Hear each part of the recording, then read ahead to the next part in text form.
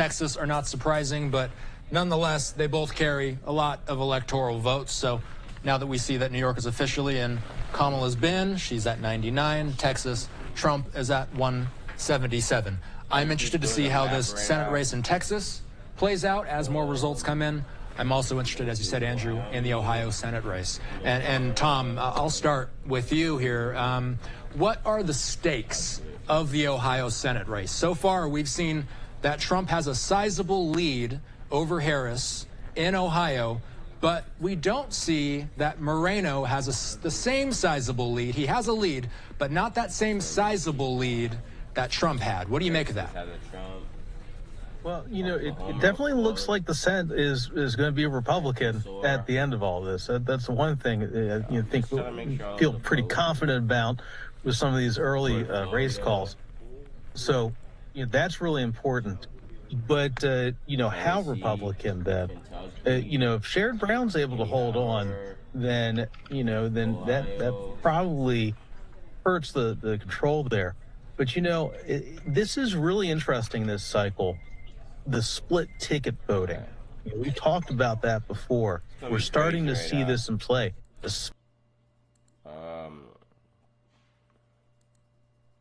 Welcome in, guys. Welcome in. So I am just doing the map right now. I'm trying to make sure that I have the best map as I can. Where's my map at? I'm trying to do the map. I have the map somewhere. I am technically doing the map right now. So I'm trying to see. I can do the map. Because, let me see. The map is crazy right now. Let me see. Right now, I can tell who's going to win. 51%. Not that much. Okay. Illinois is blue. So, Illinois is going to be blue real quick. Illinois is going blue. Where else going blue? Let me see. Illinois is going blue. New York already went blue. Let me see how Pennsylvania is. Pennsylvania might be going blue. Let's go Maine for Maine. Maine is good for Kamala right there. This one. Colorado. Of course, California. You gotta check. California's gonna be in it already. California, Oregon. Let me see. Nevada. Ooh, okay. Let's just give that tours.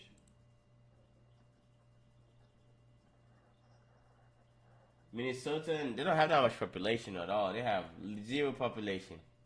That's the funny thing. Of course. Alaska. Where do you think Alaska is gonna go? Blue, huh? That's what I thought too. I think Alaska might go blue.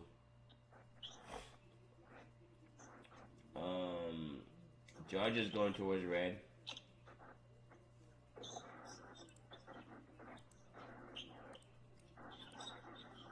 And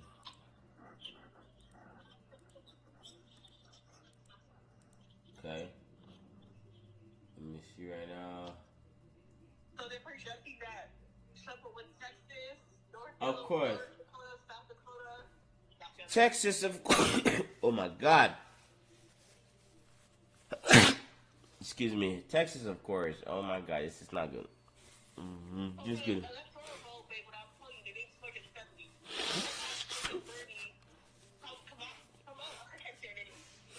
Kamala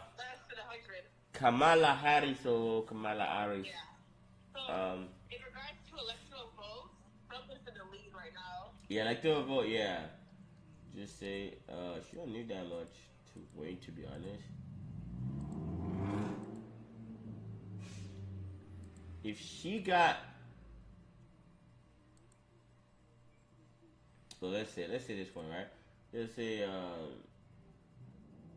Trump got this two right here. These two.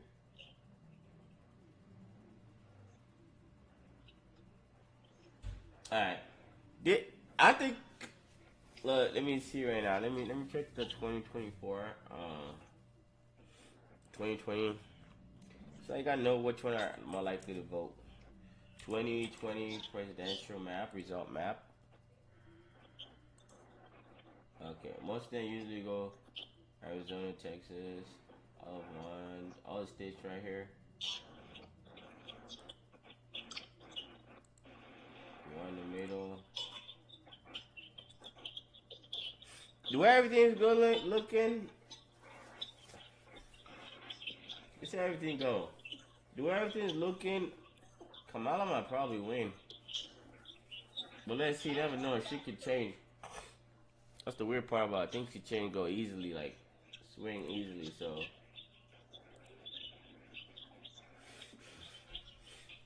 These are all of the states. Cause Ohio.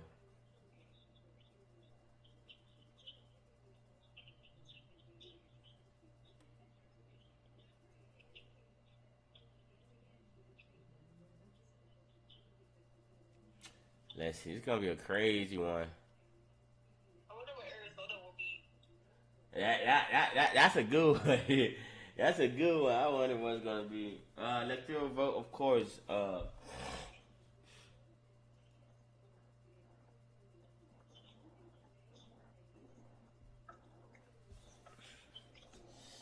It's gonna be a crazy one right here.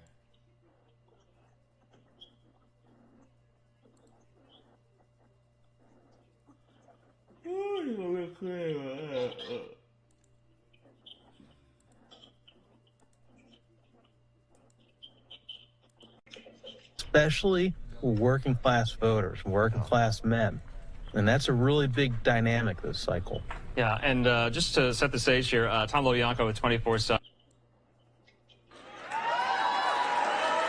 After all, North Carolina is where the Greensboro Four sat down and the Wright brothers took flight. It's where my father joined Julius Chambers and James Ferguson to form North Carolina's. Damn, North Carolina have the first Democrat. Republican lost. North Carolina? Yeah. I know South Carolina gonna be red, though.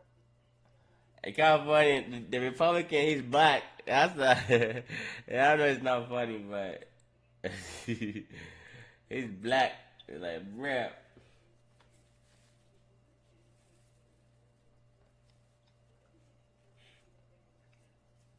Let me see, Charles.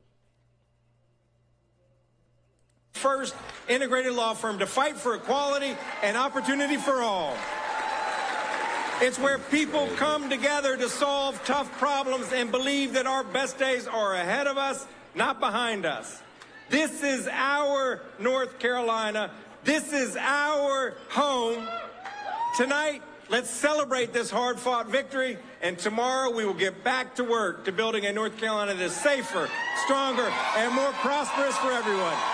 Thank you, and may God bless you, and may God bless the state of North Carolina. Thank you. All right, there you have it. North Carolina Governor-elect Josh Stein at his victory party there, thanking his family, thanking his supporters. Of course, the incumbent governor right now, Roy Cooper, term limited there. So this stays in Democratic hands. So Stein there besting the Republican gubernatorial candidate, Lieutenant Governor Mark Robinson there. And you can see right now the race is called by the AP. But there is right now a 15-point margin there. And this was to be expected. You see it there on your screen as well. All right, I'm Andrew Kraft. We are at the bottom of the hour. Let's step away. Let's step out of North Carolina. Let's take a quick commercial break. When we come back. What you saying? Oh my gosh, boy. Polls have closed in 41 states. That's good. California, we still have a little bit of time for our polls closed.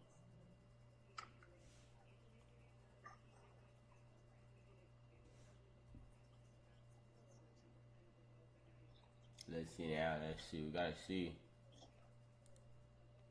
So all of them need to be closed, man. So we can see who actually reading right now, cause let me see where you're at.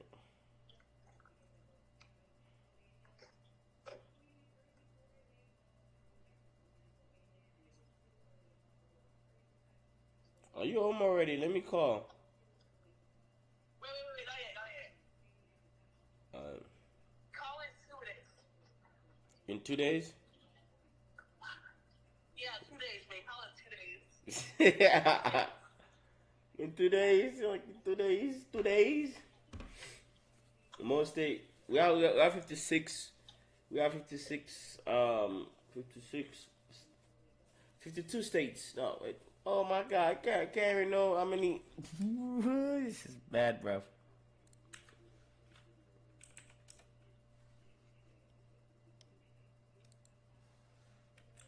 How many states? 50 states. So basically, only nine states left. But let's see where everything is heading to right now, man. We'll be giving you the latest updates. We'll get an electoral college vote tally. Also, we'll be tracking some of the results coming in key Senate races in Ohio and Texas as well. A lot more on this election night. Let me know. Just text me or call me. Just text me. Say you ready, and I'll call.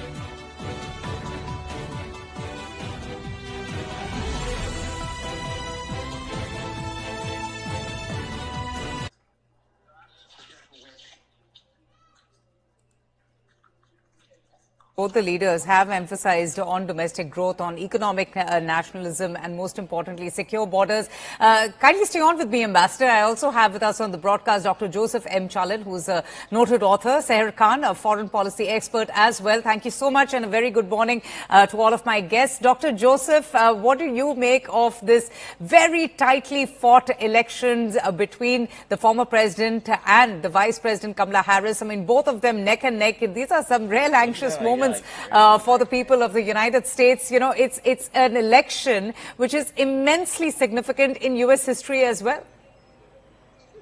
Good morning and greetings from Palm Beach, Florida, hometown of Donald Trump. I was just at the convention center. We were usually the watch parties for election nights are in smaller halls with, let's say, 1,000 or 2,000 people.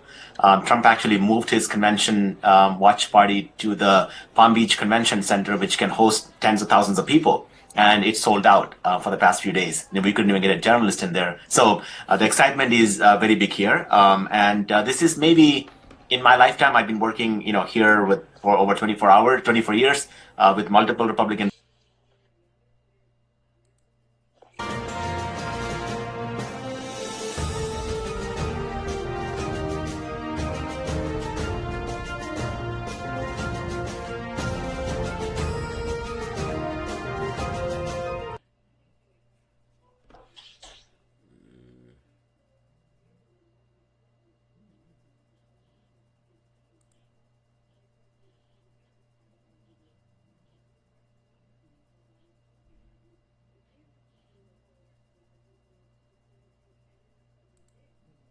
And again, Georgia is going to be a close race because this is a race where Joe Biden only beat Donald Trump. It's going to be a crazy one, bro.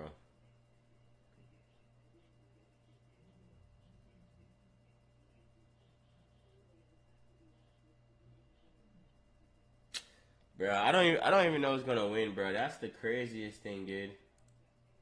Elsewhere in the state, including in some of the outlying suburbs of Atlanta, Donald Trump doing very well in a lot of these places and just bringing up these 19, 20,000, 40,000 votes in all these different counties across the state. And that's why you see now this edge beginning to emerge of 211,000 votes. Gwinnett County is going to be very important here. It's about 8-9% of the entire state. Right now, Harris up about 60-40 there with only about 16% of the vote in.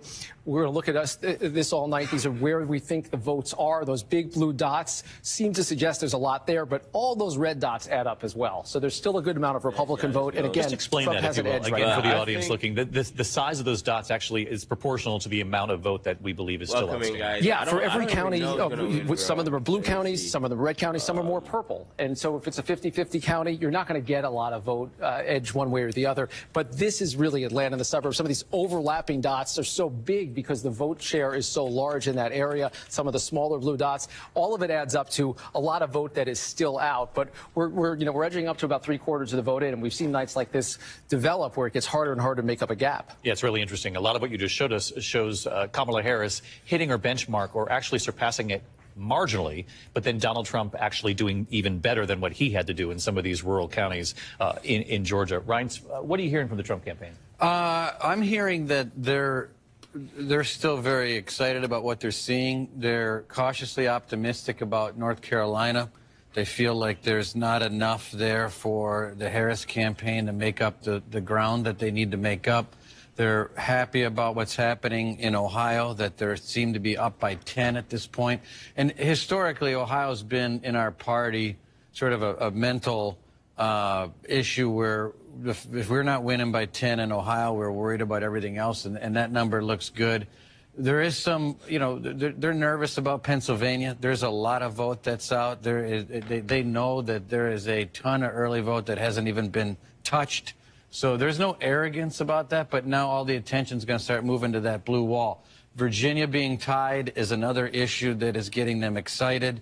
They weren't expecting Virginia to be tied. There's 60% of the vote in, I think, about now in Virginia. The fact that that's tied and in the suburbs, Trump did not do that badly around Washington, D.C. Could be a signal for other states. The Harris campaign not expecting to lose Virginia, but Rick, can you show us the map that gives us the proportional look at the outstanding vote in Virginia? Yeah, and there's plenty of Democratic vote. This is the Washington, D.C. suburbs. This is Richmond in the area. This is Norfolk, Virginia Beach area.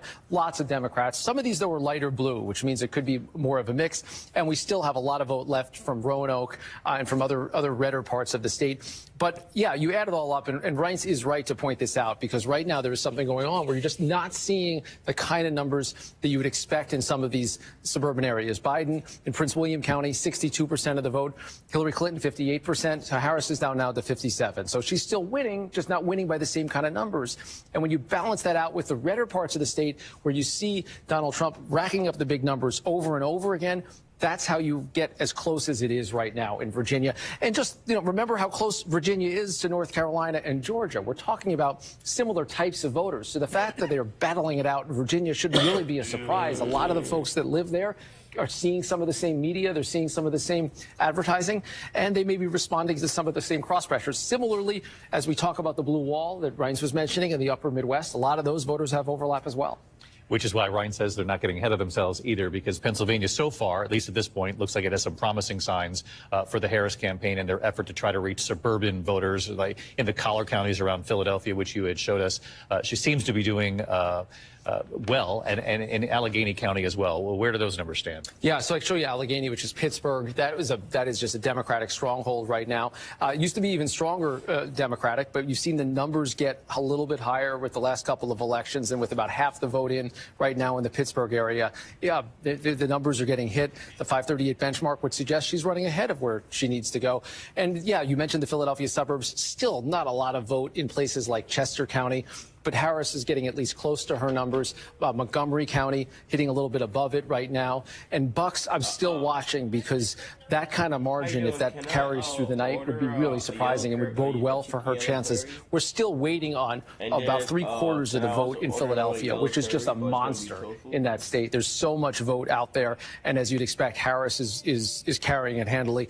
112,000 votes that she's getting out of the city of Philadelphia. That's almost it's about 2/3 or 3/4 of the margin she has in the entire state right now. Let's swing over to Rachel Scott at the other board. And Rachel, you're looking at the Senate race. I know Bob Casey looking to hold on to his seat, famous name in Pennsylvania. Obviously, his father in politics as well many years ago. Dave McCormick challenging him. And where does that race stand? I saw a moment ago, it looked like he was underperforming Harris in some respects, at least in Allegheny County. Yeah, let's take a look at where it stands statewide right now. This is how we can compare how the presidential candidates are doing at the top of the ticket to the Senate candidates in this race. So you have Vice President Kamala Harris statewide, 52%. Again, very early, 30% of the vote in right now. Bob Casey also at 52. You mentioned the area around Pittsburgh, Allegheny County. Let's take a look at where that stands and how these two compare here. You have Vice President Kamala Harris, 65%, Bob Casey, 65 as well. Also going to be looking at Scranton.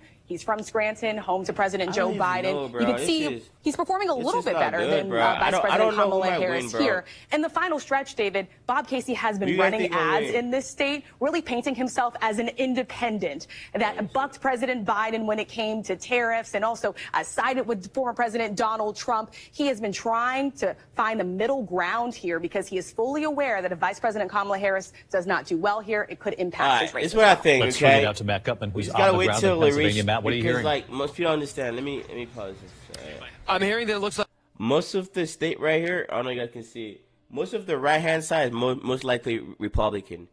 Until it start moving right here, that's when it's probably going to turn blue. So let's see how it goes. Like Senator has effective voters here. Now, there's another thing I want to talk about, and that is the results and the timing of the results, David. I spoke to Governor Shapiro, and he's been very adamant about accuracy being first, also the vote being safe and fair. But officials here understand that they are in a race against the clock. You remember back in 2020, it took almost 5 days to tabulate the vote here. That delta between the elections and the results left all of this space for rumor and conspiracy theory, which was jumped upon by the Trump administration. That's happening again already. But this time, they aim to do it much more quickly. They have more voting machines, although they still are not allowed to pre-process the mail-in ballots until 7 a.m. on Election Day. But the state funding that goes to the counties that's tied to their election funding stipulates that they cannot stop counting once they have started until they are completely done. So they've got rotating crews going round the clock to count the votes. Most of the counties tell me they hope to have it done at some point tomorrow afternoon. One thing to look at is Erie County. At last glance, they have about only 1% in. Officials there telling me there is massive voter turnout, and because there was a snafu with their mail-in ballots, the vendor sent them to the wrong addresses. Some people didn't get them. I was told that counting the mail-in ballots could take an additional days, possibly even weeks. So that could take a long time. And of course, Erie County is a pivotal swing county that has swung from side to side over the past several elections, David. Yeah, one of those boomerang counties we're going to be watching very closely, Erie up in the northwestern part of Pennsylvania. Matt, thanks so much. Let's go to the wall here. You can see the 3 blue wall states right up there right now. Kamala Harris with a lead early in the night in all 3 of those states, Pennsylvania, Michigan, and Wisconsin, all about the same margin, by the way, 52 to 47 Pennsylvania, a similar lead in Michigan, and with 18% of the vote in Wisconsin, 51-47. Lindsay, I know we're getting some exit poll data from voters, how independents are breaking in these so-called 3 blue wall states, or Rust Belt states as they're called. And obviously the independent voter, highly coveted by both campaigns. It's not voting so well for Kamala Harris for those independent voters in Pennsylvania. You see 24% of those voters, pretty significant amount, about a quarter of those voters in Pennsylvania identify as independent, and they are breaking by 6 points for Donald Trump. He actually is doing 6 points better this election than he did in 2020. But Michigan and Wisconsin, a little bit more hope for the Harris campaign. She's actually leading when it comes to the independent voters by 3 points compared to Donald Trump. And Wisconsin, more of the same there, where she's leading by 4 points with the independent votes. But Donald Trump doing 5 points better with the independent voters in Wisconsin than 2020. He's doing 1 point better in Michigan when it comes to the independent voter. Mary Bruce, this makes me think of you, and you're reporting these last couple of days, the Harris campaign telling you that this was going to be very close, and they said they knew that. And that is what we are seeing here tonight. Very close, still very tight, and a long way to go. I mean, that is the message coming out of the Harris campaign tonight. I think they are encouraged and buoyed by what they are seeing in Pennsylvania. I think, you know, when it comes to Georgia, I'm hearing that they are pointing us particularly to the suburban support that they're getting there. They say they are tracking slightly above expectations among suburban early voters in Georgia. They also are pointing to the rural turnout in Georgia. They say they're not seeing signs of some surging rural turnout. They, of course, are waiting for results from those larger rural counties. But look, they have said all along their most straightforward path is to win the blue wall states, Michigan, Pennsylvania, Wisconsin.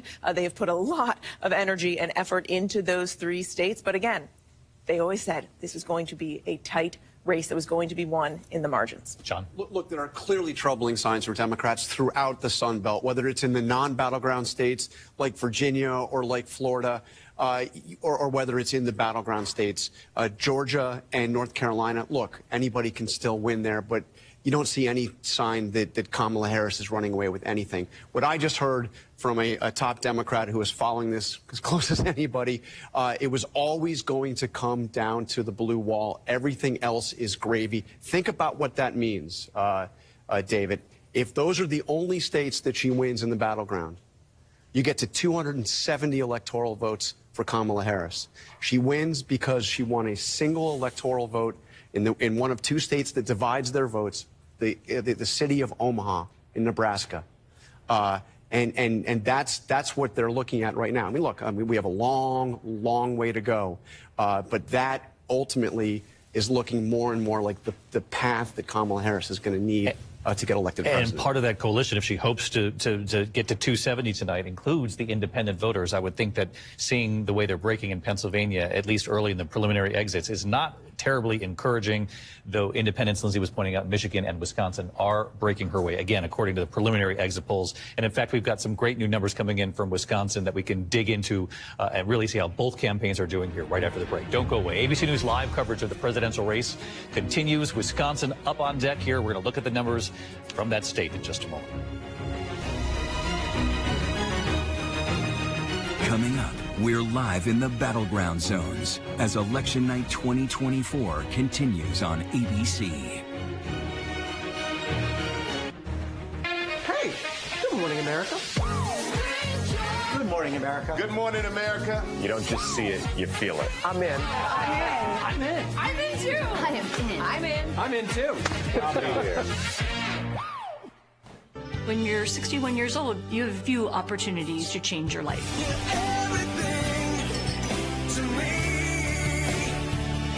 I don't feel invisible now. Whenever, wherever news breaks, it's so important to always remember that lives are changed. Here in London, in Buffalo, Uvalde, Texas, Edinburgh, Scotland, from Poland once again tonight. Thank you so much for streaming with us. Ukrainian refugees here in Warsaw. Do you think you'll ever be able to go back home? We're heading to a small community outside of Mexico City. Splintered houses and splintered lives. The magnitude of the devastation. You're streaming ABC News Live. Reporting from Rolling Fork, Mississippi, Santa Fe, New Mexico, Raleigh, North Carolina, the U.S. Capitol, Mayfield, Kentucky, Minneapolis, Mexico, Tongass National Forest, Alaska. Getting you behind the stories as they happen, giving you a front row seat to our world as it plays out in real time, live. ABC News Live Prime. We'll take you there. Stream ABC News Live weeknights, America's most honored streaming news program, only on ABC News Live. Streaming free right now wherever you stream your news. The news This never is stops. crazy, From bro. Tampa, we are here tonight as Hurricane One of Milton the has just made insane landfall. goddamn The surge elections just in my keeps entire coming life, up. bro. Right on the border between Ukraine and Russia. We're in artillery position about 2 miles away from Gaza. And ABC News Live is right there everywhere. We're not far from where this rally took place, so just stick with us here. Traveling with the president to the U.S.-Mexico border. Here in London today, off the coast can of actually see this downtown day by Tel day, Aviv, yeah. rockets or missiles coming in. From the most devastating disaster in Hawaii. Some areas are still smoldering. Wherever the story. From the front lines, the ruins of Rafah. From the FBI. Reporting from Capitol Hill. In western Portugal. Outside of Mexico City. In Iceland. Let's go. Here in France. The eclipse across America. Just stunning. Unbelievable. Streaming live to you. Wherever the story is. Wherever the story is. We're going to take you there. You're streaming ABC News Live. ABC News Live. You're streaming ABC News Live. ABC News Live. Streaming free everywhere because the news never stops. Suspect is on the roof, requesting backup. 2 daring rescues. Someone's got to go down there. 1 new hero. I can do it. I'm his big brother. If we don't try this, we might not get to him in time. 911. All new Thursday on ABC and stream on Hulu. Harris Walls, Trump Vance. Election Night 2024 continues. Here again, David Muir. Here's something to keep in mind. 4 out of the last 6 presidential elections, the state of Wisconsin was decided by less than 1 percentage point, which is why you feel like that pit in your stomach, no matter what side you're on tonight, as you look at the map coming together, a very competitive race. And it would look like, Rick, if the Harris campaign has a path to 270, it's looking more and more like it's got to be through that blue wall, the Rust Belt, and Wisconsin. Let's take a look at where those numbers stand tonight. It's funny when you think back, you know, Biden won it by, what, 21,000 votes? 4 years earlier, Donald Trump had won it by 23,000 votes. This is a state that does go back and forth. It's sort of the bellwether state of the country. Yeah, and these are the first numbers we're seeing tonight, about a quarter of the vote in. Big caveat, we don't know exactly what vote it is. We think a lot of this is actually election day vote. We don't think we've seen any of the early vote from Milwaukee, which of course is the biggest city. Starting with the way the Democrats look, they have to get big numbers out of Milwaukee for starters, and that seems to be happening so far. Harris pretty close to what we think she would need to do in the city of Milwaukee to be competitive across the state, with about 40% of the vote in. Madison is just a huge vote engine for Democrats. She's getting close to that 538 benchmark, but not quite there, running a little bit below Biden's numbers from 4 years ago. But here's some big news, and hat tip to Reince Priebus, Mr. Wisconsin over there, for highlighting some of this. In Kenosha, which is a swingier part of the state, Donald Trump carried it just by 50.7% last time around. He's up 7 points. Harris down 5 points from where she was. That's significantly below the benchmark. This is one we've been looking for as well in the western part of the state, South County. Again, Harris a little below the benchmark. And up here, Door County, this is one that people love to talk about as the classic bellwether type county. Donald Trump right now a little bit up in this county. The numbers are small. We're not talking about huge counties, but as the numbers come in, we're seeing Trump continue to hit numbers. Waukesha County, which is in the suburbs there, Trump just slightly below the benchmark. A lot of vote still to go. Again, we've got less than a third of it in, and a lot of it is going to be the early vote, but it looks like it's going to be a tight race there. And you're right, David, especially if Georgia fades a little bit toward Donald Trump, and North Carolina trends there as well. That really leaves Harris with that path that you guys were just talking about, that includes Pennsylvania, Michigan, and Wisconsin, all of which he's leading now, at least numerically. But it's not an easy path, if that's your only path. And Wisconsin, I took note of all the counties you just showed. She's almost hitting her benchmark, but Donald Trump is surpassing his benchmark. They're small counties. We're not talking about huge amounts of vote, but in every one of those counties you just showed, Donald Trump was slightly above his benchmark in each of those Wisconsin counties. Let's go to Deborah Roberts, who's on the ground in Wisconsin. Deborah, what are authorities telling you there? Hey, David. Well, once again, they're expecting that Wisconsin will keep us on the edge of our seats until late into the night, because, as you mentioned, those absentee ballots tend to come in a little bit later, and that happens in Milwaukee. They get a lot of those absentee ballots. But where I am here tonight in Madison, which is a university town, might be the one place that Harris may be able to pick up a little bit of good news, because the University of Wisconsin is here, and those young voters, those first-time voters, tell me today that they're really energized. I spent the morning at University of Wisconsin in the classroom of Professor Allison Prash. She teaches a presidential rhetoric class, and the students there told me they became more energized over the last couple of weeks because they just didn't like what they were hearing from the Trump campaign. Also, I should tell you that this particular city has just seen tremendous growth over the last few years, and a lot of those folks who have moved in here have been highly educated, blue-leaning voters. So this is becoming a much deeper blue part of the state, too. So that might cut into some of those margins that Trump might have in those red counties. So this might be the place where Harris might find a little bit of good news with those youth voters, like around the country. They've been standing in lines today, waiting to vote. So we'll see what it actually produces as the night goes on. But waiting for those absentee ballots to be processed, that is the thing that takes so long. So that will keep us sort of waiting throughout the night. But they tell us that it's moving along smoothly. They had a small snafu earlier, but it was just a small technical glitch. They think that's going to move along. So Milwaukee and, of course, Madison will probably deliver well for her. And the big question is going to be how big, because, as you said, 20,000 votes or so for Biden last time. Can she do better than that? That's what she's going to have to probably do to feel solid here in Wisconsin. David? Deborah Roberts in Madison. Deborah, appreciate it. 28% of the vote in. Kamala Harris up by about 41,000 votes.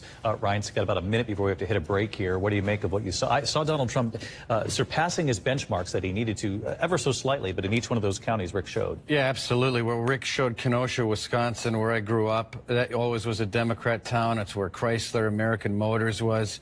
57% is huge. He was at 50% in 2020, about 47% in 2016. The key for Wisconsin right now, though, is Madison, Dane County, that blue in the middle. If Donald Trump can stay above 24%, I think Kamala Harris is going to have a tough time. The difference in 2016 and 2020 was about 80,000 votes which was a difference. It was 1 percentage point, and he's running 2% higher. You're a single mom pretending to be a cop. I am not pretending. I spot things that detectives miss. I'm just out here super copping. Hi, my name is Patrice. I am a totally cool person with a disability who could do most anything. It just said, would you like to be my wife? They're never gonna stop us from loving each other.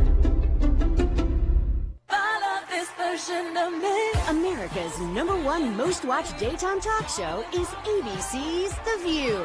You all heard it here first. I love it. I'm there for it. Hot topics, political views. That's what we're about. Voices that matter. It all goes down right here. That's why it's called the what? The View. I love it. I'm all in. I second that. This is going to be must-see TV, and so much could happen.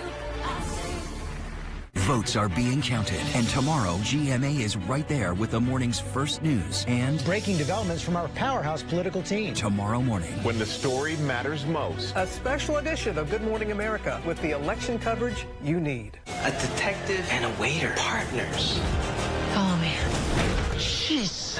Solving cases, catching bad guys. Can I place an order to go, please? Well, close.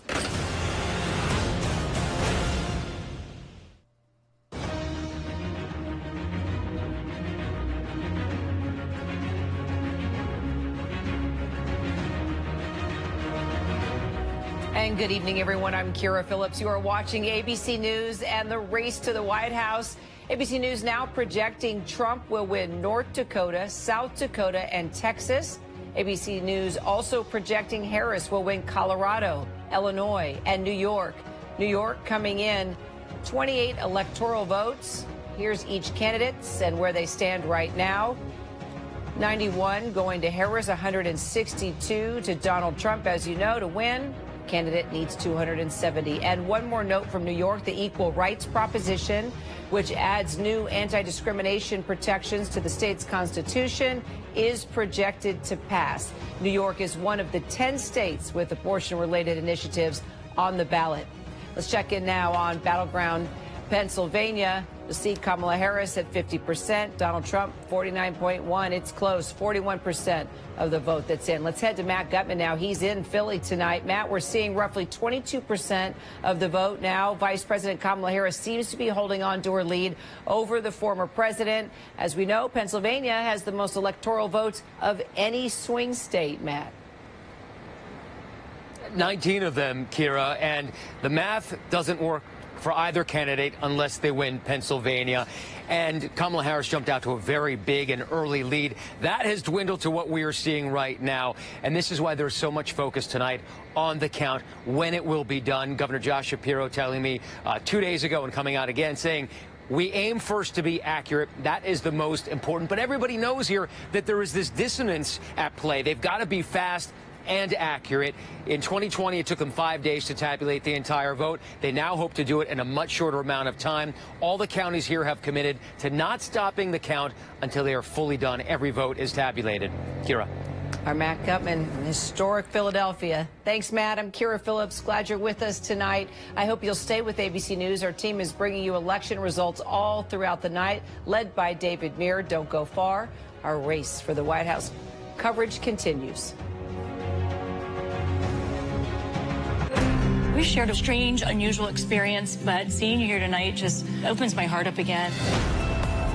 Welcome to the very first ever Golden Bachelorette Men Tell All.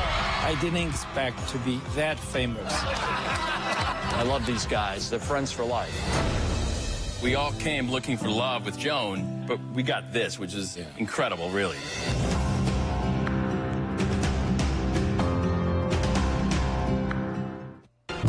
It's lunchtime in America, so what are we serving up? Well, how about everything you need to know?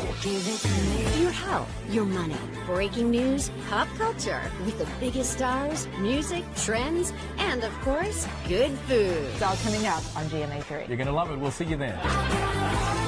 GMA3, what you need to know. A third hour of GMA in the afternoon. So join us afternoons for everything you need to know. I love that. Me too. Wherever news breaks, ABC News Live Prime. We'll take you there. 10 p.m. in the east, 7 p.m. in the west. Polls are now closed in 44 states, including the swing state of Nevada, with its 6 electoral votes. As those numbers start coming in, we'll go right back to the Nevada board. At this hour, all 7 battleground states are now closed, and ABC News can take a look at the numbers coming in from each one. Georgia, 79% of the vote is in. They said they would have the vote in tonight. Kamala Harris behind Donald Trump in that state. We'll dive in whether or not she can make that up anywhere in Georgia. Also, North Carolina tonight. Kamala Harris behind Donald Trump. He leads 52 to 46, 16 electoral votes on the line, 66% of the vote in. We'll dive into where that vote remains. In Pennsylvania at this hour, Kamala Harris holding onto a very slim lead in the very important state, the Keystone State, 19 electoral votes. Very difficult to win the White House without the state of Pennsylvania. As you can see, about 43% of the vote in at this hour. Kamala Harris with the slightest of leads there. In Michigan at this hour, another battleground state, part of that blue wall that the Democrats are hoping to keep. 15 electoral votes. Kamala Harris with a lead over former President Trump, 466,000 votes to his 419,000. Just 16% of the vote in at this hour. Wisconsin, we were looking at a moment ago. Wisconsin, the numbers starting to come in tonight. Very close race there, about a point between them. And as I mentioned, 4 out of the last 6 presidential elections decided in that state by less than a point. Arizona tonight, another key battleground state. The number's not in yet, though. The polls have closed. 11 electoral votes on the line there. We do have states. ABC News is ready to project at this hour. Let's take a look. Utah tonight, 6 electoral votes going to former President Donald Trump. Montana, the 4 electoral votes going to Trump there. We're going to watch that Senate race very closely. The Democrat Jon Tester trying to hold on in a state Trump has now won repeatedly. Colorado, Kamala Harris wins the state of Colorado. 9 electoral votes goes to the vice president. So take a look at the map. The road to 270. Kamala Harris winning 7 states in Washington, D.C. Donald Trump winning 17 states. 172 electoral votes for him, up to 91 for Kamala Harris at this hour. Our coverage of the 2024 presidential election continues right now. This is an ABC News special. The time has finally come. Right now, all across America, votes are being counted. Who will be your next president on this historic night with the stakes so high? Live from ABC News election headquarters in New York City. Now reporting, David Muir. Welcome back, ABC News live election night headquarters here in New York City. And we are getting not only numbers in, but more exit polling data from the key battlegrounds. Lindsay, what do you have? All right. Well, so interesting enough, the Harris campaign has really doggedly pursued the Latino vote. We've seen that really ratchet up, in particular in recent weeks. Donald Trump equally. He was in Pennsylvania recently, just last week, and he said, I love the Latinos. He was in New Mexico a few days ago. He said, I love the Hispanics. And it really appears that there is some appeal there for the Latino voters when it comes to Donald Trump. If you look at the race in Nevada in particular, the Latino vote making up 17% of the electorate there. Here we go. 48% going for Kamala Harris there in Nevada, 46% for Donald Trump. But Donald Trump is actually doing 4 points better. Actually, I'm sorry, that's in Arizona. Harris is doing 4 points worse than Biden in Arizona, and Trump doing 4 points better than he did in 2020. If we want to look at that board there in Arizona, Kamala Harris getting 55% of the Latino vote. They make up more than 1/4% of the population in Arizona. Donald Trump getting 41%. But in both cases, he's doing much better. Trump 11 points better than he did in 2020 in Nevada, and again, 4 points better than he did in Arizona in 2020. And this is exactly what the Trump campaign wanted to do, was to peel away some of the Latino support that President Biden got 4 years ago. And Martha, you traveled through Nevada and through the Sun Belt, and what did you hear? Well, I think what I heard was surprising in some ways. I mean, you think, oh, the Latino vote is going to go to the Democrats. Absolutely not. I mean, that's not the impression you got on the ground. You had unions out there canvassing for Kamala Harris, but it all came back to the voters I spoke to the economy. And even those Democrats who were out canvassing for Kamala Harris knew that was an issue. Like, how do you explain to people the economy, that people trust Donald Trump more on that? And they said, well, we tell them it just takes time. So that message was not really resonating. Nevada has the highest unemployment rate of any state in the country. They were devastated after COVID. And that is the issue. You know, you can talk about exaggeration. You can talk about them calling Puerto Ricans garbage. You can talk about all those things, but it came back to the economy. They can hear lies. They can hear mistruths. They can hear exaggerations. But their truth is their grocery bills, their gas bills. And that's what it came back to on many, many people I interviewed. And the high cost of housing in Nevada, too. Exactly. Very, very high cost of rents.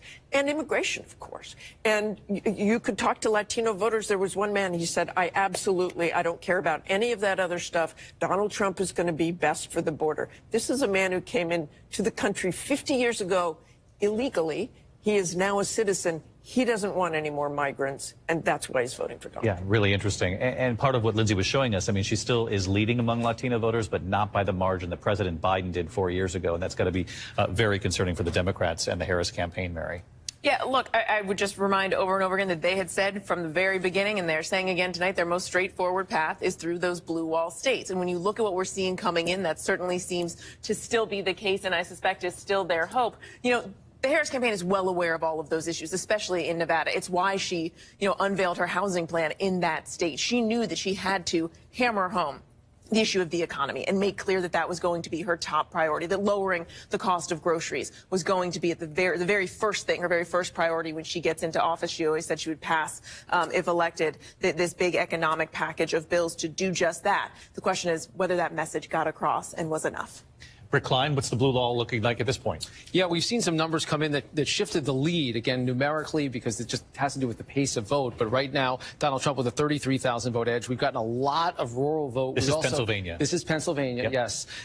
You asked earlier about Wilkes-Barre, Luzerne County. That has flipped red, at least as of now, with 57% of the vote in. Donald Trump racking up some numbers there in an area where Democrats had some hopes to build things up. You can also see what's starting to happen in the western part of the state. We've got some significant numbers north of Pittsburgh and Butler County. This is a place where Donald Trump is coming close to his benchmark number. Really, this is a function of a lot of vote coming in the redder parts of the state. We still have a lot to go in Philadelphia. That's by far the biggest city. We're seeing Delco go very strongly for Kamala Harris. She's outperforming where she would need to be, also outperforming where Joe Biden was, and the same story up through Montgomery. And this is still an interesting one, Bucks County. A lot of folks are keyed into that. A lot of votes still to go. Unclear exactly what kind of vote that is, but at least now Kamala Harris outperforming that benchmark. So it's just a long night to go, but we're getting close to half the votes in Pennsylvania. Yeah, but this would appear to be her strongest state so far as her benchmark performance, at least meeting that 538 average of where these candidates need to be. Donald Trump, in a number of the counties you just showed, slightly below the benchmark, though getting very close to it, which explains why the vote is so close right now. 46% of the vote in, Donald Trump with a very slight lead in Pennsylvania. And you were looking at the Latino vote in Pennsylvania and some of the counties where they live and wondering if this 11th hour push by the Harris campaign to try to reach out to Latinos would actually work. Yeah, and as Martha was talking about what she saw there in Nevada, I was thinking about what I saw personally here in Pennsylvania. This is Berks County, which includes Reading. Donald Trump has a campaign office here. This is a county that has a large Hispanic and Latino population. Reading is 72% Latino. This is one of those counties where we are going to see this split screen because you have Donald Trump's rhetoric. You have that rally after Madison Square Garden where that speaker compared Puerto Rico to an island of garbage. This is also a county where the economy just matters so much. They're still dealing with high poverty. Let's take a look at where Donald Trump is here. I will tell you he's already meeting his benchmark with 76% of the vote in. You could see where he was just 4 years ago, 53%. He's already there. We're still waiting on a large amount of election day vote as well as early by mail vote as well. And then again, right here, David, he's already performing really well here. While he was campaigning here in Reading, Vice President Kamala Harris was in Allentown. This is Lehigh County. You can see just how well she's doing here. Right now, she's ahead by 6,000 votes or so, but still a lot of vote left to be counted, 43% in right now. Thanks, Rachel. Rick, one of the things that's very telling is the map with the sort of circular diagram that shows you where the vote still remains. Can you just show us in Pennsylvania at this hour where the vote still has to be tallied? I want to take this over to Donna and Reince, the one that shows the outstanding vote. Yeah, you can see that's Philadelphia and the suburbs. Gives you a good amount of vote in Pittsburgh as well. When you see a purple dot like that, that's more of a battleground county, so it's probably not going to advantage either candidate. But there's a significant amount of Republican votes still outstanding as well, and what looks like it's going to be a close state. The battle for Pennsylvania, Donna. What do you make of it? First of all, I've taken my meditation early because, once again, Democrats are going to come in late. They're going to come in late in Pennsylvania. And clearly in Georgia, what's happened is that Democrats are not overperforming, and DeKalb and Cobb and Fulton, you have to overperform because Donald Trump is doing 4 points better in some of the rural areas. So, again, Democratic cities tend to come in late. I'm seeing that pattern once again. I have, good information that Philadelphia is going to come in much stronger than in 2020. And by the way, in some of these areas, you can compare apples to apples, but Kamala Harris has had to build a different coalition. So I'm also looking in some of these suburbs if the issue of abortion, the threat of democracy, if it worked in those areas in terms of pulling out her vote. And those are the collar counties around Philadelphia. Can we take another look at that based on Donna's point here, whether or not Harris is having success in those counties, getting the numbers up to where they need to be? Yeah, for sure. Chester County is a key one there. It's about 5% of the whole statewide total. Not a lot of information in yet. We're seeing Harris run a little bit below where she'd need to do to hold even there. Montgomery County, an outperformance so far, again, with less than a third of the vote in. And I've kept my eye on Bucks throughout the night to try to track this because this is good news if you're the Harris campaign.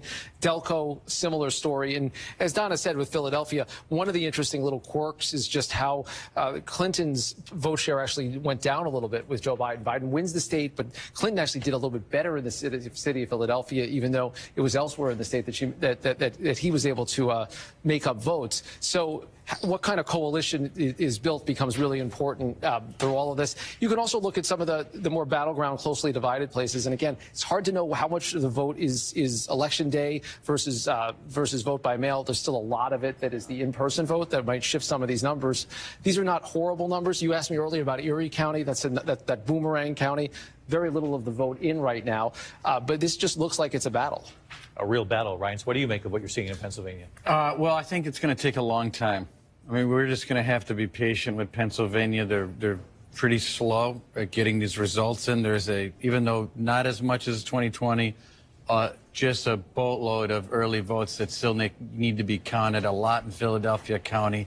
So I'm a little bit slow to opine on Pennsylvania, but I do think things are looking very interesting south of Pennsylvania and Virginia still. And I think that's something that there's not getting a lot of attention yet, but I think people are going to start focusing on Virginia. The closeness of Virginia. Let's take a look, Rick. Where does Virginia stand right now? Yeah, this is just one of those really strange ones to see a 4,000 vote edge. A lot of votes left in the Democratic areas. Those are our bluer dots. But again, it's just not. One of the things that strikes me, David, looking at the map as it's filled in so far, the fact that the Democrats are sweating some of the places that should have been safe. We haven't made a projection in New Hampshire. We haven't made a projection in Connecticut. Rhode Island, we talked about earlier, closer than we thought. Of course, Virginia. These are places that Democrats flat out have to win if they're going to have any chance. Take us through some of those states. Let's see where New Hampshire stands, because we saw some tightening in the polls leading up to Election Day. Yeah, we did. And this is a state that we kind of thought would be called a little earlier in the night because they have a pretty tradition. Most of the Democratic votes are in the southern part of the state. And again, Harris is leading. The question is going to be really how much she wins by. Outperforming herself in outperforming there. But to me, the fact that we're even talking about states like this tells you how things are at least tipping early in the night. And the southern states, clearly there's an edge right now in Georgia and North Carolina. North Carolina, I've been tracking a lot, 230,000 vote margin. That's hard to make up when you're at 70% of the vote. The thing that is keeping it, though, out of anyone's win column is Mecklenburg County. That's Charlotte. Kamala Harris is winning there. She's not hitting the 538 benchmark number, but you want to see a really big dot emerge. There it is, and that's almost 500,000 votes that are still out in the Charlotte area. But if she's winning at 60-40 instead of 68 68-20 or 68-30, that means you're just not getting as many votes out of it, and that makes it hard to catch up against that number. No question about that. We're going to check in with Trump headquarters in Florida. We're going to check in with Harris headquarters, see what the mood is on the ground at this point in the night. And we're going to keep digging into these Rust Belt states, Pennsylvania, Michigan, Wisconsin, because that appears to be the path as we continue in the night, at least for the Democrats to keep this alive. As Rick Klein just points out, and smartly so, the reason North Carolina can't be called is because of the outstanding vote in Charlotte, which is a Democratic area. But given the margin between the two, it might be really difficult to make that up. So we're going to keep our eyes on the math. We'll get right back to it right after the break. Your voice, your vote. Election night 2024. The race for the White House continues in a moment on ABC. Yo, partner. We're not partners. I'm the detective and you are the consultant. I see you brought your baby to a crime scene. She is just spectating. You're a single mom with 3 kids pretending to be a cop. I am not pretending. I spot things that detectives miss. Still think my theory's flimsy? That big brain of hers is going to help us close a lot of cases. I'm just out here super copping. High Potential, all new Tuesdays on ABC and stream on Hulu.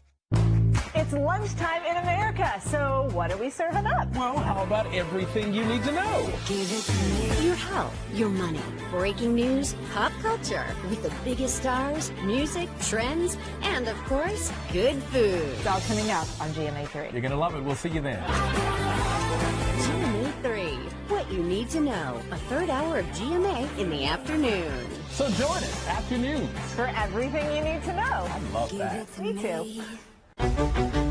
Listen to this crazy story about Graceland.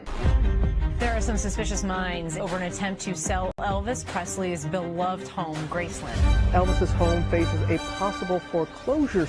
Lisa Marie's public struggles may have left the Presley family vulnerable. Had I ever met Lisa Marie Presley, did I sign the document? No, no, no. This is a fraud. Stealing Graceland, now streaming on Hulu. Whenever, wherever news breaks, it's so important to always remember that lives are changed. Here in London, in Buffalo, Uvalde, Texas, Edinburgh, Scotland. Reporting from Rolling Fork, Mississippi, Ukrainian refugees here in Warsaw. We're heading to a small community outside of Mexico City, getting you behind the stories as they happen. ABC News Live Prime. We'll take you there. Stream ABC News Live weeknights wherever you stream your news. Only on ABC News Live. This version of me. America's #1 most watched daytime talk show is ABC's The View. You all heard it here first. I love it. I'm there for it. Hot topics, political views. That's what we're about. Voices that matter. It all goes down right here. That's why it's called the what? The View. I love it. I'm all in. Second that. This is going to be must-see TV, and so much could happen. A firefighter gunned down in his own driveway. Stunning true crime. Every step was shocking. As it unfolds. Just when you thought you heard the most shocking part, there was another part. Fire and Vice 2020, Friday night on ABC. You're watching ABC News live coverage of Election Night 2024. Here again, David Muir. Welcome back to ABC News Election Night headquarters in New York. We have some races to call at this hour. We can project that in Mississippi, the winner of that race, former President Donald Trump, picks up 6 electoral votes in Mississippi. He also wins Ohio, 17 electoral votes. Used to be a battleground state. Trump has won Ohio before. He wins it again tonight. Of course, we're watching the Ohio Senate race right now. The Democrat Senator Sherrod Brown seeking a 4th term, trailing businessman Bernie Moreno, who's never run before. Colombian roots. He leads by almost 5 points here. It's going to be a difficult race to make up that kind of ground with 76% of the vote in. We're going to keep our eye on that. We do have another race to call, and a race that makes history tonight in Maryland. Voters have elected Democrat Angela Alsobrooks to serve in the Senate. Republican Larry Hogan, the popular governor there, had been challenging her for that open seat. Angela Alsobrooks becomes the next senator from the state of Maryland, and Lindsay Davis, she makes history, and a lot of history made tonight. She'll be the 2nd black woman elected to the Senate on this election. We're talking about Carol Moseley Braun and Kamala Harris. Obviously, prior to this day, in our country's nearly 250-year history, you'd only had 2 black women ever elected to the U.S. Senate. And tonight, you have 2 more. What's really significant, I think, to put this into broader perspective, is we've still never had a black female govern a state in this country. And so tonight the Democratic Party is asking American citizens to do something that they haven't even done on a state level. They're asking to vote for this woman to run and rule and reign over this entire country, which is, it just really puts in perspective that we're just now getting to this point of having 4 black women elected into the Senate. It was interesting when I had a chance to speak with Angela Alsobrooks just last week. She talked about how her family is from South Carolina, and it was because her great-grandfather had been shot by a white sheriff's deputy that they fled to Maryland, and that's what made her decide that she wanted to be a prosecutor and ultimately get into politics. And down in Brazil, Angela Alsobrooks has talked about how, as a young prosecutor, she got advice from another prosecutor. That's right. Vice President Kamala Harris was elected prosecutor in 2004. She mentored Angela Alsobrooks, but I also have to take a moment of personal pride. She was my first intern on Capitol Hill. So I'm very excited about that, but she's been a terrific executive. In both her primary campaign, she was outraised almost 10-1, as well as in general election. Look, Larry Hogan is a great guy. People love him in Maryland, but they understood a vote for Mr. Hogan was a vote for Mitch McConnell, a vote for the Supreme Court. Angela had her message focused on the economy, the issue of abortion, because abortion was on the ballot in the great state of Maryland. But she also had a special appeal, I think, to young women across the state. That's going to be the hidden story tonight after my friend next to me finishes boogie-woogie around all of the counties. Let's get a long night ahead. And Rachel Scott, you're looking at the Senate.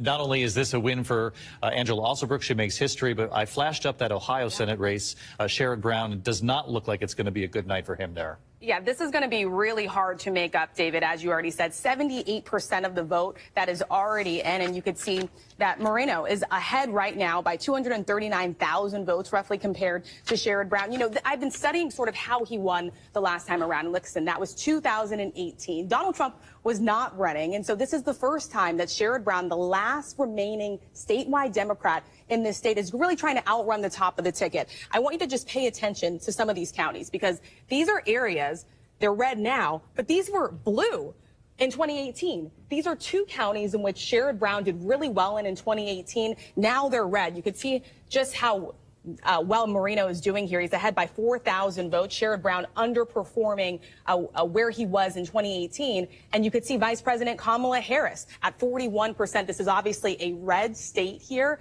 Sherrod Brown, the last remaining Democrat, if he is able to carve this one out, it would be pretty remarkable here. We're still waiting for a good number of votes here in Franklin County, which is home to Columbus. What does it say, John, about the shifting nature of not only Ohio, but you're looking at Florida as well? And Sherrod Brown, very popular in that state, obviously not enough to win tonight, but the margin became smaller and smaller each time he ran. Yeah, and look, this show's really tough night it's shaping up to be for Democrats in the Senate. I mean, the Democrats talked about 2 seats that they thought they really had a chance, a chance to pick up. Florida, Texas, neither one of those looks good. Sherrod Brown, they thought they were going to keep. Looks like he's in real trouble. Tough for Democrats in the Senate. All right, John, thanks. When we come back here, your local news is standing by, and we have new reporting from Donald Trump's campaign headquarters, who's with Donald Trump tonight, what they make of what they're seeing on the board so far, and then we'll focus right back on that blue wall, the Rust.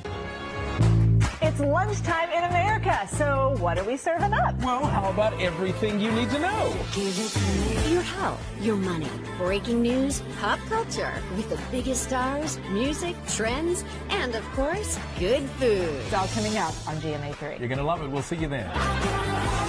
GMA3, what you need to know. A 3rd hour of GMA in the afternoon.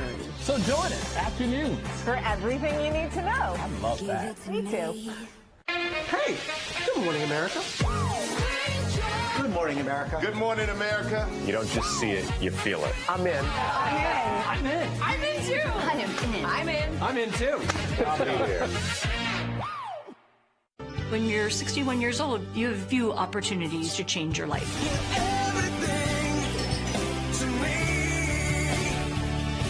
I don't feel invisible now. What does it take to be the most watched newscast in America?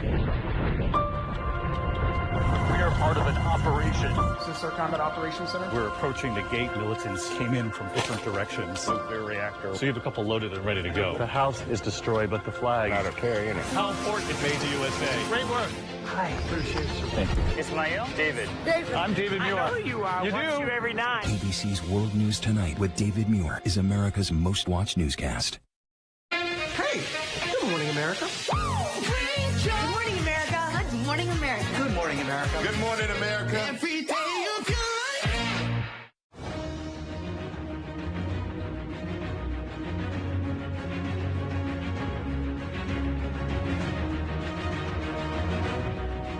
And good evening, everyone. I'm Kira Phillips. You are watching ABC News and the race to the White House. We are watching the results roll in. ABC News now projecting Trump will win Mississippi and Ohio. ABC News also projecting Harris will win Illinois and New York.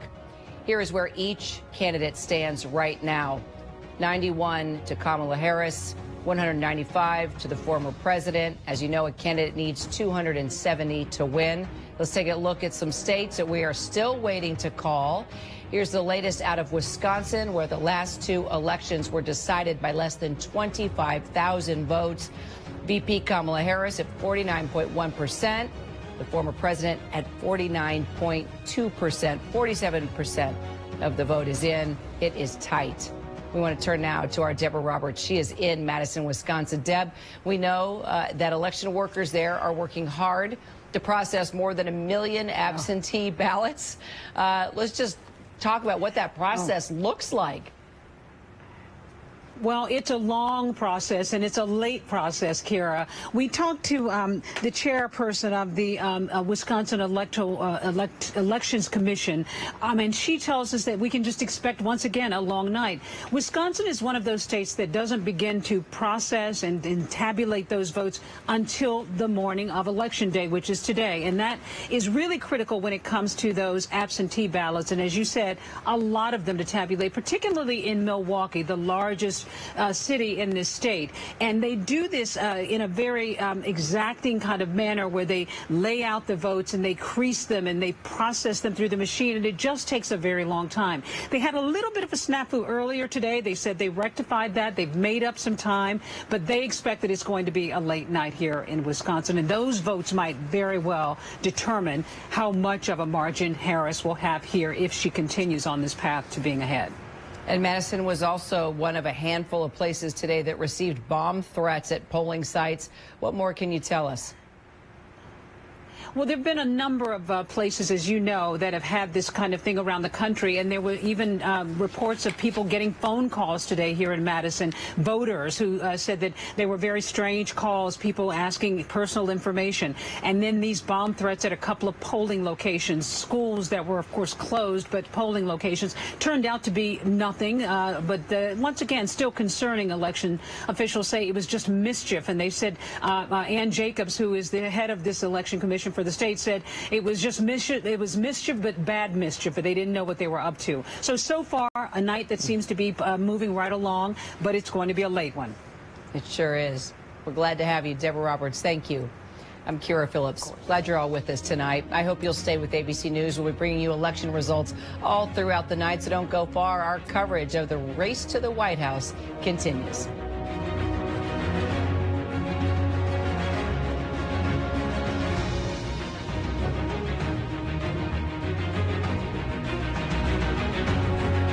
America's #1 news, ABC News, now streaming 24/7 on Disney+.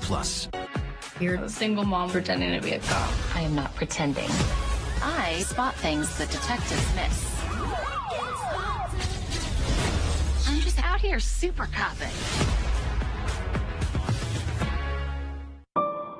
What does it take to be the most watched newscast in America?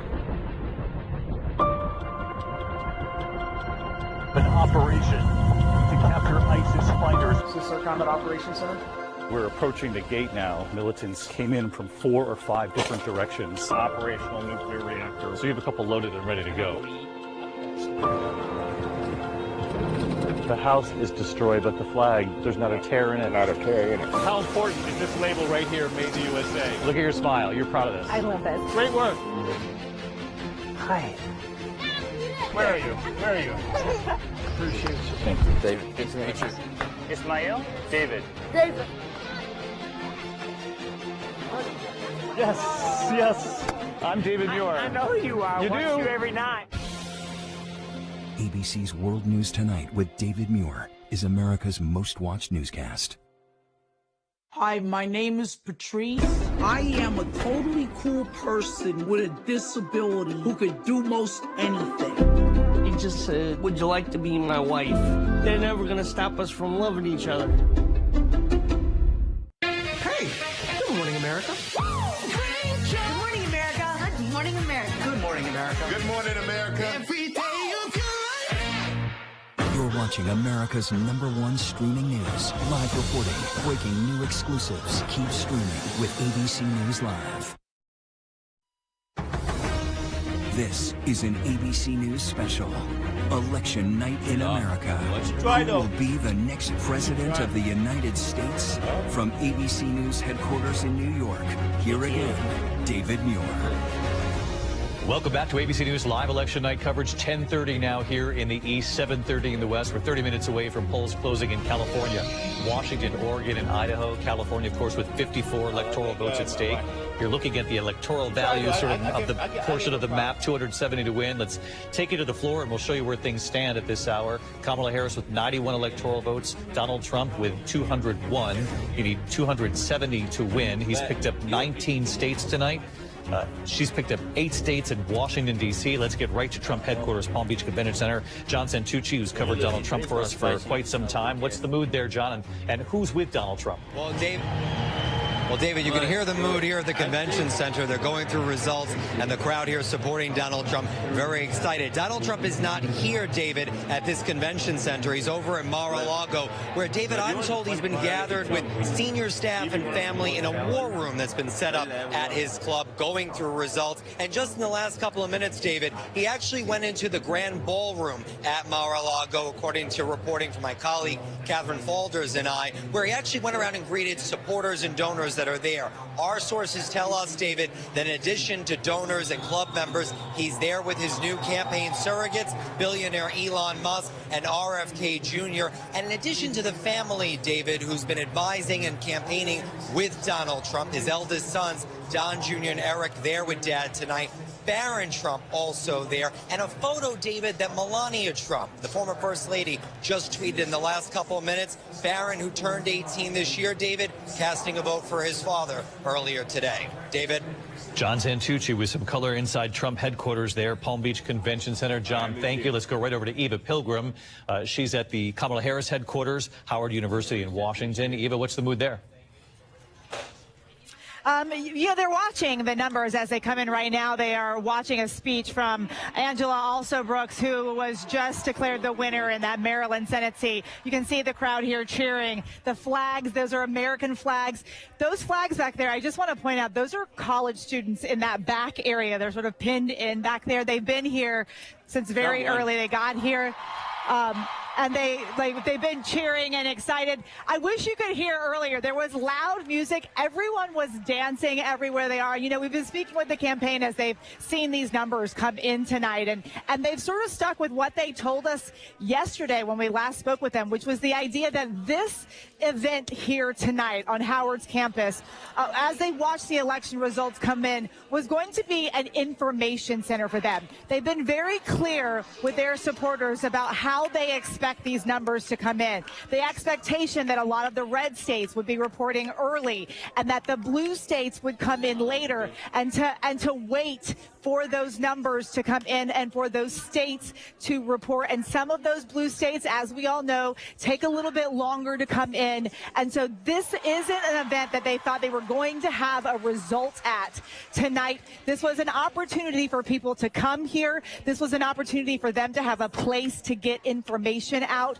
to keep people informed, to keep them, their supporters, calm as they watch these numbers come in tonight. But they are still cautiously optimistic as they wait to see exactly what unfolds here tonight, David. All right, Eva Pilgrim at Howard University. Eva, thank you. Mary Bruce, you've been in contact with your sources at the campaign. What are they saying about the night? I gather they'll say this is the path that we knew we were working towards, and that means it's a late night. Bingo. They feel, they knew that this was going to be tight. They knew this was going to take a long time. The message coming from the Harris campaign right now is just, everybody wait.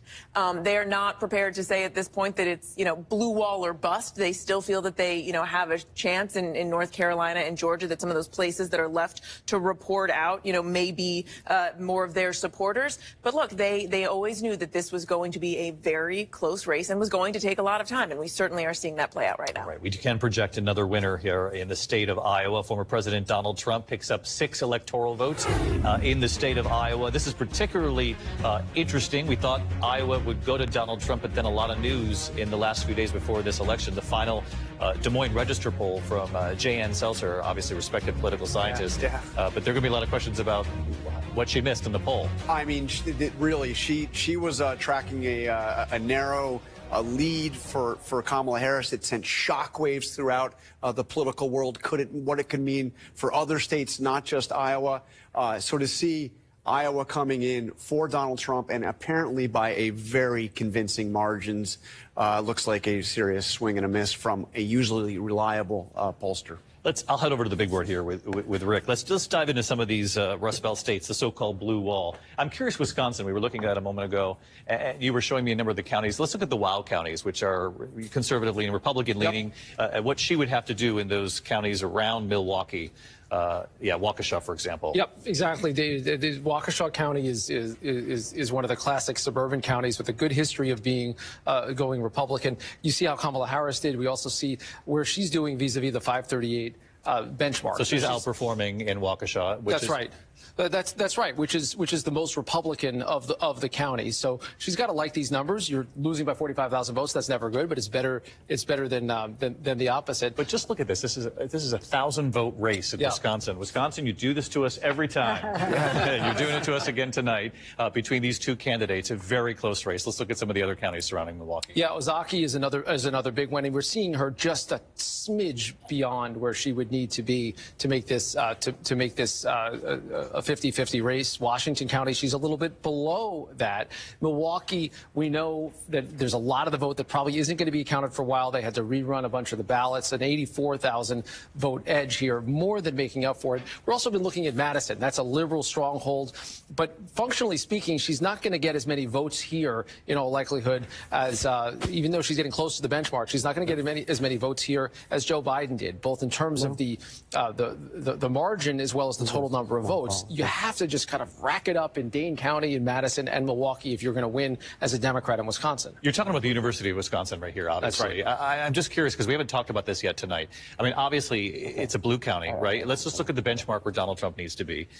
See, he's outperforming slightly, but that matters on both sides here as they rack up the vote. I'm curious, in university towns, I wonder when we look back, the young male vote from some of these university towns, that was a huge part of the Trump campaign. I don't know if that's going to bear out, but that might be part of the equation in some of these university centers on why she might be just underperforming slightly from where she would need to be having a winning night here. Obviously, she's ahead by 1,800 votes. Very close race in Wisconsin, but these are the tiny little margins we're going to be looking at.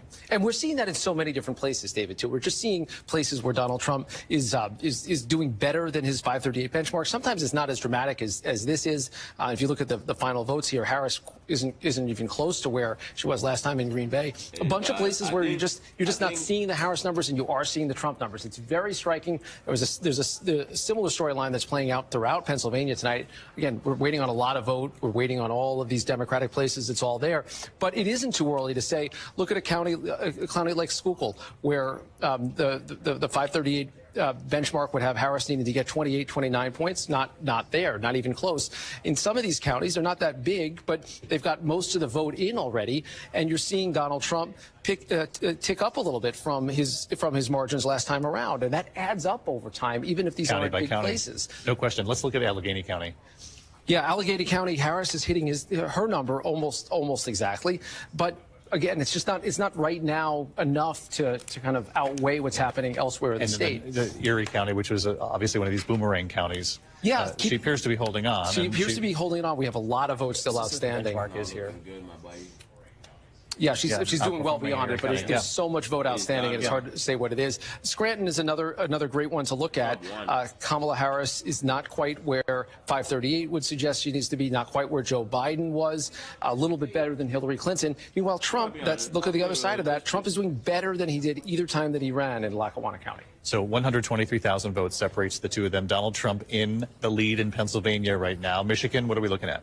Yeah, in Michigan, we're seeing a lead right now for Harris of almost exactly the same, and we have a lot of the urban areas in the state still to go. I mean, start with Washtenaw County, Ann Arbor. You talk about your college towns. Here's an interesting one where Trump is doing a little bit better again than the benchmark. So that might play out that theory. Lansing, there isn't a lot of vote there, but so far we're seeing a little bit better than the benchmark would suggest in a place that will be pretty liberal at the end of the night. And of course, we're going to be really dialed into Wayne County. That is Detroit. It's also Dearborn, where there's a very large Arab American population that's been critical of Kamala Harris and the Joe Biden Israel policy. Not a lot of vote there to learn much about it yet. And what's the benchmark? How is she doing compared to where she needs to be? She's in doing Wayne County? far better, but there's so little vote in there, and we believe it's the early in-person vote, which happened for the first time in Michigan this time. We're looking at margins of 100,000 votes in Michigan, 100,000 votes in Pennsylvania separates them, and what, 1,500 votes in Wisconsin? That's 5,000 votes. Yeah. It's less than 5,000 votes in Wisconsin. And again, that is the only path she has left if North Carolina and Georgia don't go her way. And we've had some significant news in North Carolina. We were talking earlier about that big vote that was out in Charlotte. Well, we got a lot of that vote now. It's 90% reporting. Kamala Harris did very well. She picked up 170,000 votes out of Charlotte, but she's still losing by 130,000. And those big blue dots are getting smaller. Less and less of that outstanding vote there for her to make up significant margin. And that 135,000 is significant when you're already in a state that has got 84% reporting. Yeah. All right. Well, North Carolina, it's narrowing the chances in North Carolina, which really then looks like the Rust Belt would be the only path. Virginia's been interesting to me. How close is this race still? Yeah, we're seeing Harris begin to open up a little bit more of a lead, but again, this shouldn't be close. That's I think really going to be the story of Virginia, is that there really wasn't a world where this should have been close. And you look at some places where Kamala Harris is running significantly below Joe Biden, Loudoun County, which is the suburbs of Washington D.C., which makes it a bluer state. Trump's not getting to his benchmark, which means he's not going to win the state, but he's running significantly better than he did the other times that he ran. And that, to me, is just almost across the board storyline tonight, that places where, whether it's blue or red, Donald Trump has beaten his number by a little bit. Not only beaten his number from last time, but beat his number when he ran against Hillary Clinton in 2016. He's outperforming in some of these counties. Let's head up to Rhode Island, New Hampshire, some of these other states that typically we would call earlier in the night. Yeah, Rhode Island is projected now, but it was closer than it should have been by all rights. And you see some more working class parts of the state tending to do a little bit redder. Even in the capital of Providence, Kamala Harris not quite Joe Biden's numbers. You start to see that kind of erosion, that slippage. It doesn't really matter where it is. Yeah, New Hampshire, we haven't had a projection yet. We're talking about a 20,000 vote margin in a state that gets a lot of political attention. A lot of the Democratic votes are here in the southern part. We have to wait to see if we get more, about half of it in so far. But the earlier point still holds, that places where Democrats should get a projection pretty early. Connecticut and New Jersey. New Jersey, she'll win New Jersey, but the fact that we'd even mention it on air in election night, a Connecticut on air, a 24,000 vote margin, tells you that there's something that she hasn't really been able to bring out her base in places that don't get a lot of attention at the presidential level. The Democratic base, and it's a question of what kind of coalition, if she's able to pull this off, did she put together in order to pull it off? And if not, the questions will be why wasn't she able to pull it off? Show us in each one of these three blue wall states the map that shows us the outstanding vote, the percentage of the vote. Sure. Start here in Pennsylvania, again, down 120,000 votes. That's Philadelphia and the eastern suburbs. A little bit in Pittsburgh. Places like Harrisburg, State College, Erie, they're 50-50 splits or close to it, so you're not going to net as much either way. That's the path that's still there, and it's very much an existing path. I think Pennsylvania, very realistic. Michigan, I mentioned how little vote is in Detroit right now. I think you'll see it come up in a very dramatic way there. I mean, some of these bubbles overlap because the counties are so close, and there's just a lot of vote that's left there. Harris, right now, we see some new numbers, it's 100,000 votes or so. And Wisconsin, again, Milwaukee is just going to be huge here. Madison, most of the vote is already in a heavily Democratic place. right now is only about 3,000 votes as the numbers continue to roll in. And I know, Rachel, you've been diving into some of these college towns, actually. This is going to be something we look at later, how young voters split if the gender gap was what we think it could be potentially going into election night. What are you seeing? Yeah, we know Vice President Kamala Harris and former President Donald Trump, quite frankly, trying to get young male voters to turn out. Vice President Kamala Harris trying to get younger voters to turn out in general. La Crosse, home to 3 different colleges, thousands of students. Let's take a look at how she's doing here. 52% of the vote. She's ahead by 3,500 votes so far. She's pretty much almost where President Biden was, with 71% of the vote in. Eau Claire, another one. Take a look here. She's still leading in this county as well, ahead by 4,000. Let me just check on the benchmarks. I'm just so curious of where she's just slightly under where 538 thought she should be. Can you show us back? Let's go back to La Crosse just for a second. Yeah, she's just under where she needs to be in these college towns. Where else were you looking? Also in Madison, Dane County, this has high voter turnout here. You still have 89% of the vote in.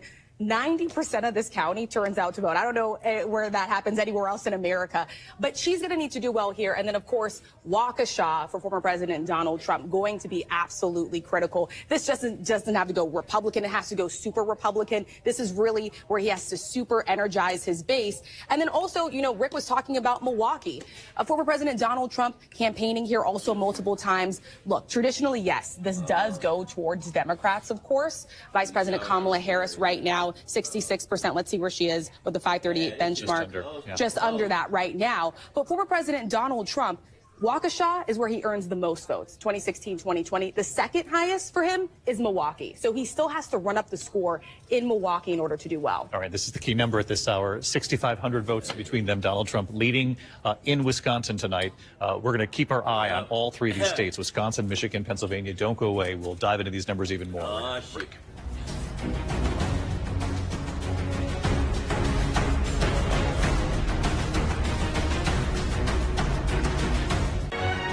I didn't have to spend my life trying to find my calling. Mine found me at an early age.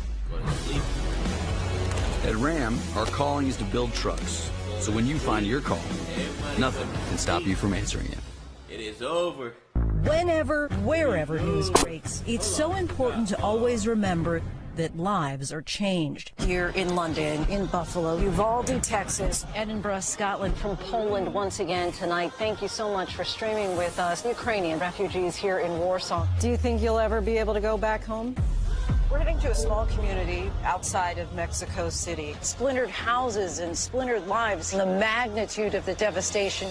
You're streaming ABC News Live. Reporting from Rolling Fork, Mississippi, Santa Fe, New Mexico, Raleigh, North Carolina, the U.S. Capitol, Mayfield, Kentucky, Minneapolis, Mexico, Tongass National Forest, Alaska. Getting you behind the stories as they happen, giving you a front row seat to our world as it plays out in real time, live. ABC News Live Prime.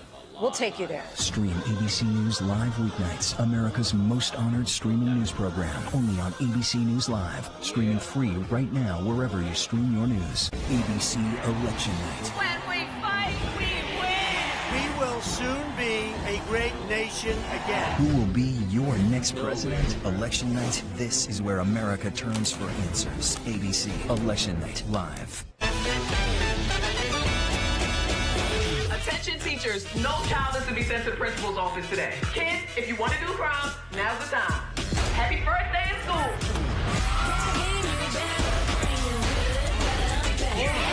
Weren't there like 4 more of these? Yeah, we were robbed. Hey, buy 3, get 1 free. I'ma call your mother on you. Bring the rest back here, boy. Yep, it was like Trump, Kanye. What's Kanye? Right now, votes are being counted, and tomorrow, GMA is right there with the morning's first news and breaking developments from our powerhouse political team. Tomorrow morning, when the story matters most, a special edition of Good Morning America with the election coverage you need. Listen to this crazy story about Graceland. There are some suspicious minds over an attempt to sell Elvis Presley's beloved home, Graceland. Elvis's home faces a possible foreclosure. Lisa Marie's public struggles may have left the Presley family vulnerable. Had I ever met Lisa Marie Presley, did I sign the document? No. This is a fraud. Stealing Graceland, now streaming on Hulu. ABC's David Muir. the most watched newscast in America. This ship is heaven. Doctor, it's your job to keep everybody alive. Clear. Come on. Wherever news breaks, it's so important to always remember that lives are changed. Getting you behind the stories as they happen. ABC News Live Prime. We'll take you there. Streaming free on ABC News Live. What's good to watch? Read? Where can I get a great deal on what I'm just dying to buy? Oh, it's all right here. GMA Life. All the exclusive and buzziest celebrity good stuff. Deals and steals with amazing savings and the coolest lifestyle tips from Good Morning America. I love that so much. GMA Life. Streaming weekends on ABC News Live. Your weekend just got a little better with GMA Life. This is ABC News coverage of Election Night 2024. Here again, David Muir. Welcome back to ABC News Live coverage of Election Night here. We do want to call another state, Kansas. The 6 electoral votes of Kansas will go to former President Donald Trump. In Nebraska tonight, Donald Trump picks up 3 electoral votes. And John Carl, explain to the audience how that works in Nebraska. They split these up. They split them up by congressional district and then overall winner. So there is a single electoral vote coming out of Nebraska. It's in Omaha. Sometimes they call it Obamaha because Obama won it, helped him win the presidency in 2008. So, look, if we're looking at a scenario where Kamala Harris's path to winning the presidency is to win the blue wall and not to win any of the other battleground states in the Sun Belt, it would be 270 votes to 268 votes. The single vote that would put her over the top would be in Omaha. It would be that split electoral vote in the state of Nebraska. Of course, we got a long way to go tonight before we're at that point. But that's why Republicans tried to change the rules in Nebraska. Lindsey Graham made a trip all the way out to Nebraska to try to convince this election cycle. Yes, this election cycle. Donald Trump got involved. He called some of the state legislators to try to get them to change the rules there. They didn't change the rules, and that could be a very pivotal single electoral vote. Could be. But it's early. It's early. It's early. We got a long way to go. So let's go back to some of these Senate races. We want to call a few more races here. In New Jersey, we can call the Senate race now for the Democrat. Congressman Andy Kim, a 3-term congressman running for Senate. He wins. He's going to now take over the seat that was once held by Robert Menendez until he was convicted. So Congressman Andy Kim wins in New Jersey. In Virginia, seeking a 3rd term, Senator Tim Kaine has been reelected in Virginia, though the race has not been called in Virginia on the presidential level, which is quite extraordinary for this time of the night. In Texas at this hour, we can say Republican Senator Ted Cruz, who was seeking a 3rd term, has been reelected to the Senate. He'd been challenged by Congressman Colin Allred, of course, former Baylor University Tennessee Titans football player, a 3-term congressman himself. He had campaigned on so many issues, reproductive rights, one of them. Lindsay, you interviewed him in just the last week or two, and the Democrats really thought he had some prospects there. They were putting some late money into the campaign. As you know, David, football is a little bit more of a popular pastime in Texas than politics is, and Colin Allred really staked a lot on that. Even his campaign ads really started on the football field, ended on the football field. He talked about how he'd taken down a lot tougher opponents than Ted Cruz before. But look, this really was an uphill battle for him. It's been 30 years to Election Day when a Democrat was able to win a statewide position in the state of Texas. And so really, this was a fierce, it shouldn't have been really when you think about it, but Ted Cruz has a pretty high unpopularity rate in the state of Texas. But for Colin Allred, this is really a disappointment. He actually thought that he was going to be able to do it. And I do want to give a shout out to Andy Kim, the first Korean American to ever be a U.S. senator. Now he'll represent New Jersey in the Senate. No question. Let's get right to John Quinones on the ground in Texas. John, what do you make of the news? Well, this is one of the most closely watched races in the country, David. The incumbent Republican, Ted Cruz, once a presidential candidate himself, challenged by 3-term Democratic congressman and former, like Lindsay said, former NFL linebacker Colin Allred. They campaigned bitterly in the state over women's reproductive rights, the border, transgender rights. Cruz calling Allred too liberal for Texas. In the end, amidst a changing political landscape here in Texas, Ted Cruz survived the challenge just a few minutes ago. In his victory speech, Cruz specifically thanked Latino voters in this state, which he says have proven all the political prognosticators wrong. John Quinones on the ground there in Texas. John, thank you. And look at the margin there. That's a much bigger margin than even Beto O'Rourke when he took on Ted Cruz. Came almost within 2 points of defeating Ted Cruz, Rachel. Yeah, within 2 points, much bigger margin this time. And that is because Colin Allred really underperformed in some of the big cities. So let's take Harris County. This is home to Houston. You can see the 538 benchmark that we have has him at 50.